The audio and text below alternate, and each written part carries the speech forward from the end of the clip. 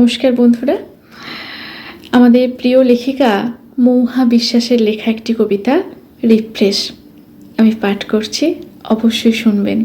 ভীষণ ভালো একটি কবিতা। এবার ঘুরে দাঁড়াও, অনেক হলো মানভিমান ভালোবাসা ছাড়াও।